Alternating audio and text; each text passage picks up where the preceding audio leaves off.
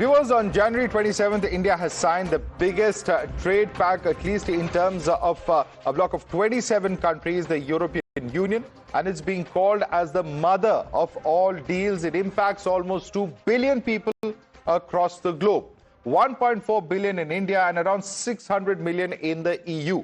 Together, both India and EU account for 25% of the global economy and 11 to 12% of global trade.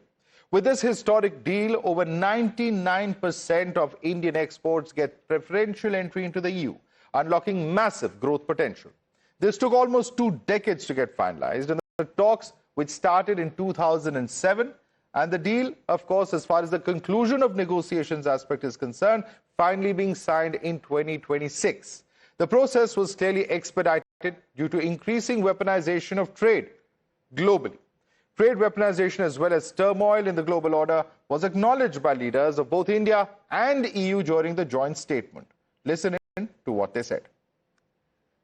इतना ही नहीं, यह FTA Bharat और European union के बीच investment को boost करेगा, नई इनोवेशन पार्टनरशिप बनाएगा और वैश्विक स्तर पर सप्लाई चेन को मजबूत करेगा। यानी यह सिर्फ ट्रेड एग्रीमेंट नहीं है, यह साझा समृद्धि का नया ब्लूप्रिंट है। Prime Minister Modi, dear friend, 1 year ago the full College of Commissioners came to India. You mentioned it. And this is also a very special memory for me. It showed the seriousness of our intent and the strength of our commitment. Today we reap the fruits of that commitment with our historic summit. And let me start with trade. Prime Minister, distinguished friend, we did it. We delivered the mother of all deals. We are creating a market of 2 billion people, and this is the tale of 2 giants, the world's second and fourth largest economies. So it's the mother of all trade deals, and it's also the largest free trade agreement. It will have 25% of the global GDP, and in fact, as far as the market is concerned, it's 2 billion people that we're talking about. Whereas EU currently is just 17% of India's exports. It will also remove tariffs on 90% of the goods. It could further increase goods trade by 20 to 30%. This is, of course, as far as the impact of this deal is concerned. Let's quickly, of course, cut across to an interview I had a short while earlier with the former Prime Minister of Sweden, Carl Bildt, a person who was very, very important and crucial in stitching together this deal. As India and EU move a step closer, and a significant one at that, as far as the conclusion of negotiations for a free trade agreement is concerned, a very, very important day indeed, with the entire leadership of EU present in the national capital in New Delhi. To talk about this, I have a person who has worked very closely on this deal for several years. Mr. Carl Bildt is, of course, former Prime Minister of Sweden and also at the same time co-chair of the European Council on Foreign Relations. Mr. Bildt, thank you so much for speaking to Times Now. And let me begin by asking you that, of course, the free trade agreement is very, very significant, not just from the circumstances that the world finds itself in at the moment, but also from the strategic perspective, also the announcements that have come in. How much importance do you attach to all of these announcements that have happened today? I think it's hugely important. It's hugely important for the European Union. It's hugely important for India long term.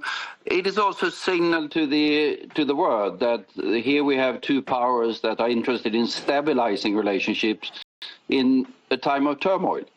Because for reasons that are fairly well known, they have an element of turmoil in trading relationships. And now we have 2 of the major actors of the global economy saying, we link up, we make this big agreement, we will work together. Hugely important for both countries and as a signal to the world. Absolutely. And in fact, today you find both Ursula von der Leyen as well as Mr. Antonio Costa referring to the international rules-based order and the role that both EU and India can have. What do you think is the message going on? Because there's also, talk of weaponization of tariffs, etc. How does, that really play out in the context of what we're seeing happen in New Delhi today? Well, I mean, from the EU point of view, we have an interest in concluding these sorts of agreements. There was one concluded with Mercosur, the countries of Latin America. There are others that have been concluded previously, Japan and South Korea. But of course, the India deal, which has been sort of the work for years, and it has been a difficult journey from both sides, that should be acknowledged, is tremendously important because, as I said, it's two major powers. One major power today and another major power also tomorrow. So it sends a powerful signal to the rest of the world that it is possible to have rules-based trading arrangements even in a period where other powers not named are more in the business of turmoil. Right. And while, of course, it's a significant step forward, over 21 of the 24 chapters have been decided upon, there still are a few concerns. For instance, Indian exporters have concerns in relation to the CBAM or the carbon-related issues. There's also, of course, the larger issue of the forest regulations, which also could have some amount of impact. Do you think that these are minor negotiations that could be ironed over over the next few months, and are these concerns that of Indian exporters things that can easily be worked out in coming days, you feel? I would hope so, and there are sort of some outstanding concerns on the European side as well. I mean, that's to be expected. This is an agreement that is going to stretch out over an X numbers of years, and there will be the need to look at the different details of it. And I'm quite certain in a relationship between sort of European Union, big, India, big, there will arise new issues that development itself comes up with, technology or whatever, that will require sustained attention and new negotiations. But now we have a framework, basic, big framework in which to handle these particular issues that lies ahead of us. Right. There's also a very interesting announcement that was made earlier today, as far as the EU for the first time setting up in India an office that would facilitate the movement of people, into the EU. Do you see this as being very significant from the point of view of immigration, particularly, of course, of those who have, certain talents or certain skills that would be useful for persons in the EU? Most certainly. We have a need of talent. I mean, there's a lot of talent in Europe, but we have also universities that are open to the talent from the rest of the world, and our industries need it. So, and India is, of course, very important to have a high standard of education, have a high standard of skill, particularly in the IT sector. So opening up better possibilities for people from India to come to Europe temporarily or permanently, and the other way around as well, is, of course, important. Right. Also coming to the issue of Greenland, as somebody who has, of course, been the Prime Minister of Sweden, do you think that the fears of some kind of use of violence have now been put to rest after what we saw over the last few days taking place? Is there still any kind of fear? Because there was a threat of tariff also being used in the context of Greenland. How do you see things moving forward in that context? Well, I would hope that that particular issue will go now into more sort of a quiet and fairly normal diplomatic phase between Denmark, Greenland on the one side and the US on the other side. But I mean, the White House is a fairly unpredictable place. So I wouldn't be certain of anything until we have come to some sort of better arrangements in that particular regard. I mean, there's a lot of...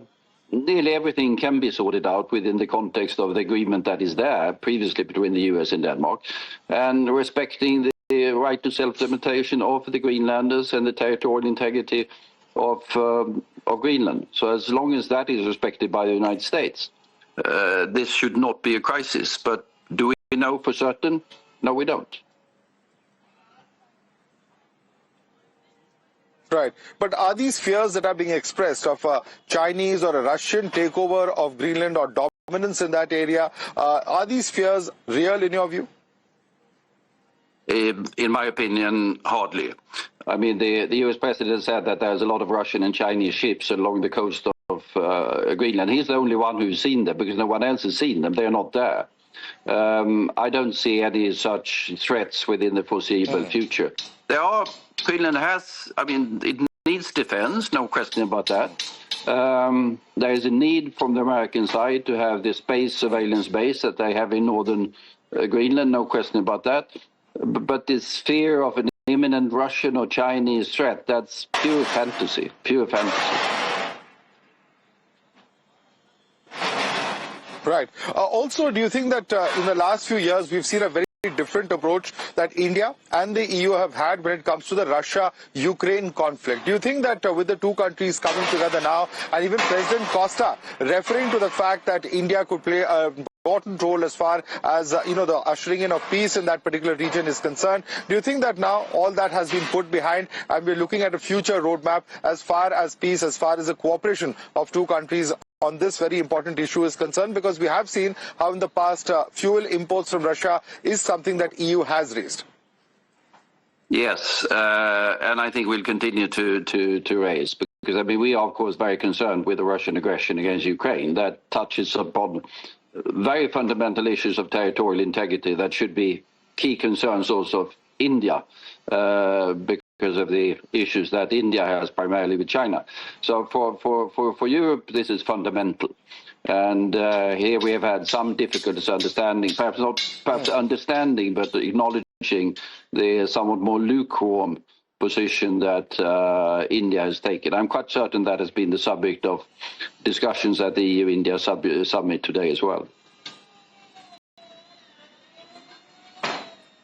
Right, and it's very interesting that you mentioned that in the context of China, because while today's statement does mention the Red Fort terror attack, the Pahalgam terror attack, the concerns about India is that whether EU will be equally vocal when it comes to future aggression, either from its eastern or western flanks. We're talking about either China or Pakistan. Are we looking at a closer cooperation if we are going to enter into a closer strategic cooperation in that kind of a situation as well? What is your view on that? I think EU has always, or the different EU countries have always been clear supporting the territorial integrity of India. That's never been a question. Then one should understand also that what we see in terms of Russia is, of course, not only sort of a border violation or some minor issue. Here we have an aggression seeking to sort of de facto destroy the independence of Ukraine. So it's a fairly major thing, but I think it is still very important that we, both India and EU, affirm very clearly our support for the territorial integrity of European countries and of India, equally important. Right. Are we looking at an area of multi-alignment now, an era rather of multi-alignment now in your view? Because while, of course, the US it has its own level of engagements with various countries. India, EU, and of course India itself has tied up with various other countries in terms of free trade agreements. Are we looking at that happening a lot more? How are we looking at the next few years as far as global trade is concerned in your perspective? I would hope that this particular agreement will serve as an inspiration to other agreements. We would, of course, have preferred, but that was quite some time ago, to have a global agreement that regulated all of this, but that is not going to happen. The Americans are in another part of the planet, and then it's up to the rest of us to try to give stability to global trading relationships as much as we can. EU has ongoing negotiations with Indonesia. We will update the agreement that we have with Mexico. There is one with Canada. There is a very successful one with both Japan and South Korea.